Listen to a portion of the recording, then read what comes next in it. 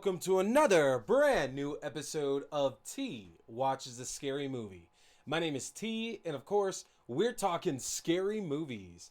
I appreciate y'all tuning in for another brand new episode. Remember, new episodes go up every Wednesday night, 8:30 p.m. Mountain Standard Time. You can catch the audio-only version on Podbean, and our video-only versions, I say video-only, I guess I'd say our with video versions are going to be coming in through YouTube. So, if you go to youtube.com/C/Theron Reynolds Scary Movie, again, youtube.com/C/Theron Reynolds Scary Movie. You can get subscribed to the video version of the show. Make sure to subscribe to the video version, or excuse me, the audio version of the show on Podbean. You can also find me on Twitter. My screen name is Axdew. That's AXDEW. And as y'all have seen recently, I've started posting a little bit more on Instagram. I hate Instagram with a fiery passion, but I do understand the good that it does and how it definitely helps people find things a little bit easier. So I am on Instagram. You can find me at Theron_Reynolds. Find me on there. You can see all the fun little thirst traps I've been posting on there lately. It's been nice. Yeah, I've been wearing my Christmas sweaters, which as y'all can see, I'm in another one today. This is my classic Jason Voorhees sweater. Let me show this off to y'all here. You can see that. Yeah. Got the hockey mask. Everything looks great. But I've been wearing all my Christmas sweaters lately, and I've been showing those off. Got a couple more coming in. Was hoping I was to have a certain one for tonight, for tonight's episode, but didn't make it in time. So we go with the classic. We go with the Voorhees Xmas, and we're having fun with that. So, what do we have to talk about this week? Well, Chucky is done. We got through the season finale. We did get announced that season 2 is coming next year. We're all going to assume it's going to be another October start. That's likely where it makes the most sense concerning how many episodes they'll do and all that as well too. So we're looking forward to that. But we also get our first glimpses at the new Texas Chainsaw Massacre movie this week. Coming out, produced by Fede Alvarez. It's coming out in February to Netflix. Yes, this one is direct to streaming. There is not going to be a theatrical release. If there is, going to be a very small one. I actually wouldn't be shocked to see this get end up in a few theaters here and there, just because it's kind of a higher profile release. But then again, I don't know if Leatherface actually got a theatrical release. I think that one was definitely straight to video, which is, it's kind of weird to think that a lot of these franchises now are hard straight to theater releases, or straight to video, or straight to streaming, or whatever. Because I mean, the Chucky franchise, Cult and Curse were both straight to DVD, straight to Blu-ray, whatever you want to call it. Now we have the TV show. Hellraiser has been on home video for the longest time. I think the third movie was the last one to be in theaters. Puppet Master is an example of a franchise that's been mostly on disc there. Freddy and Jason are kind of the big two. Freddy, Jason, and Michael, I guess, would be the big two that I've not had to deal with just a straight to video release strategy. And in some aspects, that's good. In some aspects, that's bad. But we'll see what with this new Texas Chainsaw Massacre. Horror can have a much better life on streaming and on video. That's one of the reasons why it's always been so profitable over the last 30 to 40 years. People just crank sequels out to things, is because you don't have to make a lot of money in the horror realm a lot of the time. So this could be a very good thing for it. We'll see. It's interesting because the new movie is following the more recent trend we've been seeing, to where it's a direct sequel to the original film. And we can't really we can't really go against that, because in some aspects that's worked very well, a la Halloween. So this could be a good thing for it. But Leatherface does have the most convoluted timeline of any of the other characters, I believe. He has the most timelines out there, which makes more sense. I feel people can make more sense of it now when they actually start to think of, in the MCU and everything, what they're doing with the multiverse. Same idea with all these horror timelines out there and shit. Because in Texas Chainsaw Massacre, you have the first movie and the second movie. Then you have the first movie and the third movie. Then you have the first movie and the fourth movie. Then you have the Jessica Biel movie and then the prequel to the Jessica Biel movie. Then you have Texas Chainsaw 3D and the first movie and the second movie. Then Texas Chainsaw 3D, the first movie and the third movie. Then Texas Chainsaw 3D, the first movie and the fourth movie. You gotta, like, you have so many other, like, timelines out there with this. So this is just gonna be another one on there. And, you know, who cares at this point? The Texas Chainsaw Massacre series, it's not known for being particularly highbrow or particularly, like, riveting or anything like that. Like, you know what you're coming in for. Leatherface is interesting, but it's always been more so about the family that surrounded Leatherface in all these films. That's really what's more interesting about them. Even Next Generation, the Matthew McConaughey one, as bad of a film as that is, people like that one a lot just because, again, Matthew McConaughey's crazy as shit in that film and part of Leatherface's family. And the thing that I think a lot of people are worried about right now with the upcoming Netflix release is that we haven't really seen or heard anything about the family that's going to be surrounding Leatherface this time. It does seem like they're going for just a Leatherface kind of vibe, which we haven't seen. We don't know if that'll necessarily work. I think Texas Chainsaw 3D was probably the closest we got to seeing a film to where it's just about Leatherface himself. And spoilers, Leatherface wasn't even really the bad guy of that film, honestly. It was the town sheriff and his son. So it's not that Leatherface by himself can't work, but you gotta be telling a very, very specific story behind it. And they've already said that they're bringing back Sally Hardesty from the original film. Leatherface's only survivor from the original film, you know, jumps in the back of the car, just screaming like crazy. They said she's coming back. Obviously, Marilyn Burns, I believe, passed away. So it's not her. It's one of the actresses from the really recent Maggie? Yeah, the recent Mandy, I want to say Maggie. Mandy, the Nick Cage film, who will be taking over the role. So the thing is that I feel they're bringing back that character. Leatherface has to be the bad guy. This is not going to be one of the times to where we're focusing on kind of the good parts of him.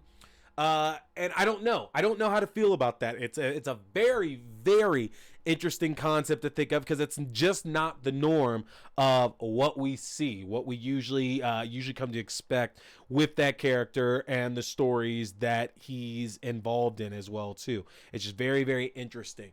And something even more interesting that hits on the head here is I was having a bit of a conversation with Kristen Lopez, one of the editors for IndieWire, talking about the problematic history of the horror genre back in like the 60s and the 70s, because a lot of the killers that were portrayed back in those days were disabled some way. You know, they were mentally challenged in some way, and how that was a big trope with a lot of horror films back in the day. And Leatherface was kind of one of the bigger poster childs for all of that, just because you know, obviously he has a physical deformity, but he has a mental issue as well too. And all of these films, most of these Texas Chainsaw Massacre films, with the exception of maybe the original one, kind of make it seem like the family is preying on Leatherface, that this family wouldn't be able to do the things they're doing without him. And even though they're depraved and they're murderers and they're crazy, they can do a lot of things, but there's way much more you can do when you have a monster of that size and that power near you. So very interesting conversation, because I think it's one of the reasons why maybe Leatherface has been always portrayed as sympathetic and as heroic in some of the entries as well too, because he's not the one really making these decisions. And even more interesting to think that all these other characters in the Texas Chainsaw Massacre movie are usually portrayed as cannibals, and Leatherface is kind of the only one who's not. You know, you never see Leatherface eating anybody. You never see Leatherface licking blood or anything like that. And I could be forgetting about a couple quick scenes in the Jessica Biel remake and the prequel to that, but as far as I remember, that was nothing that was ever featured. So just something very interesting about that character and just horror in general back in those days. So yeah, that's coming out in February. So our first look at that. That's going to be super cool. That's going to be super, super cool, honestly. I'm excited to do a Netflix premiere with y'all. Netflix hit it out of the park the last couple of years with a lot of the horror that they brought out. And getting a big name like Texas Chainsaw Massacre in their library is nothing but good. Nothing but good for them to have. So there's that. All right. Dexter. So we did have a new episode of Dexter New Blood.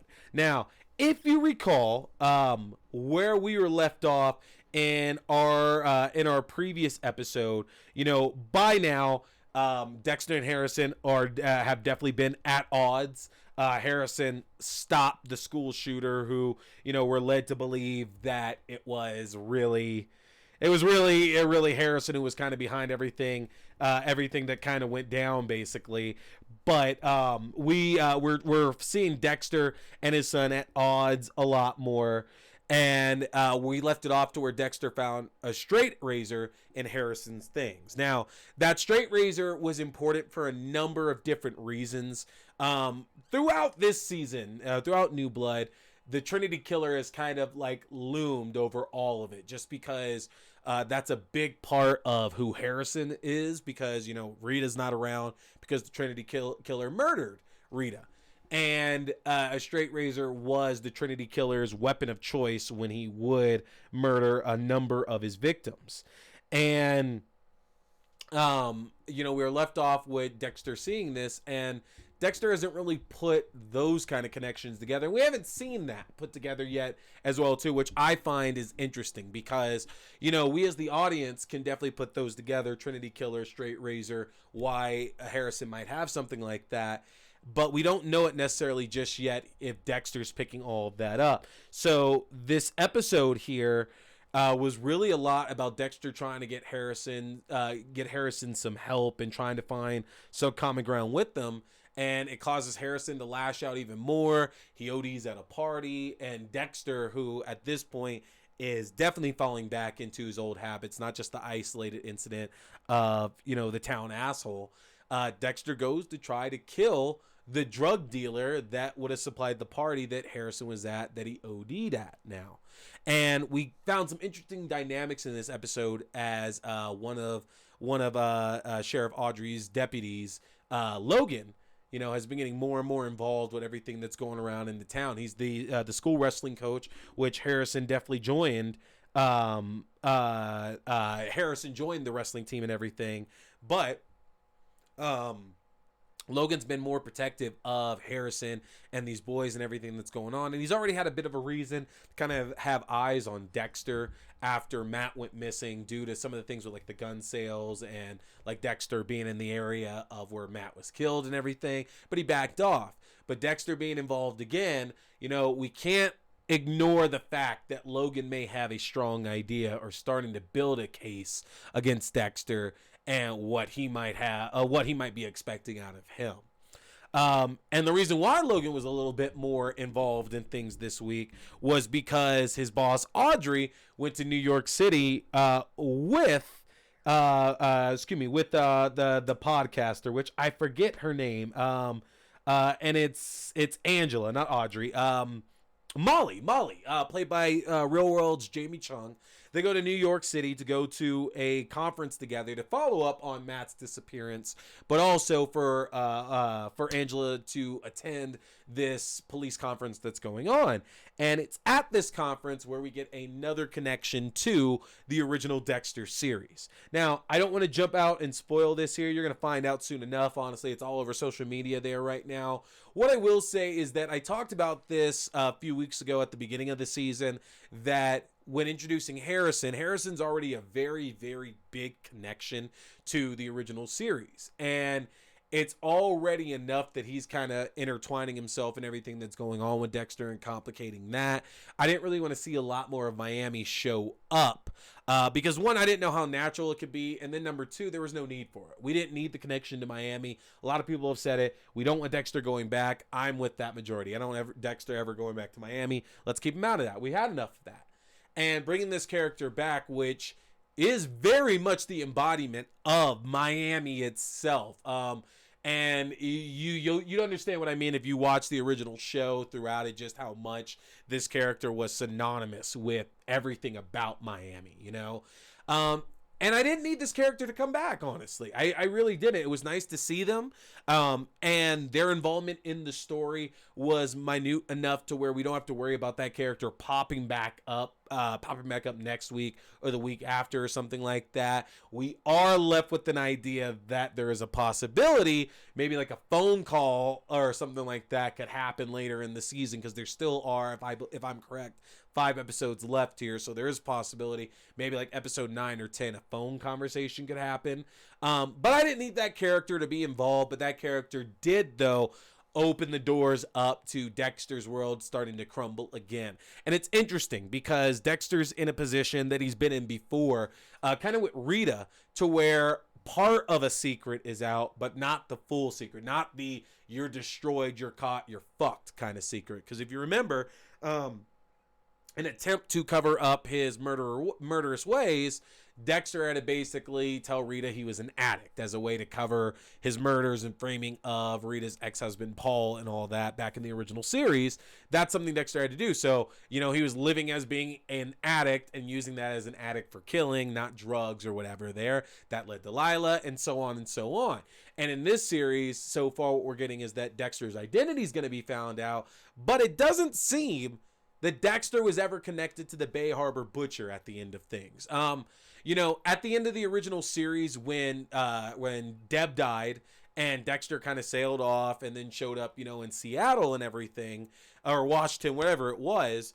We were assuming he was not living as Dexter, but the thing was that nobody had any reason to expect or suspect that there was anything wrong with him. So it's interesting to think that that secret can come out and it doesn't actually come with the repercussions that you might think that it's supposed to come with. And I'll leave it at that. Dexter was really, really good this week. We also got a bit of confirmation about who Clancy Brown is, but I still feel we're still only getting half of the story there.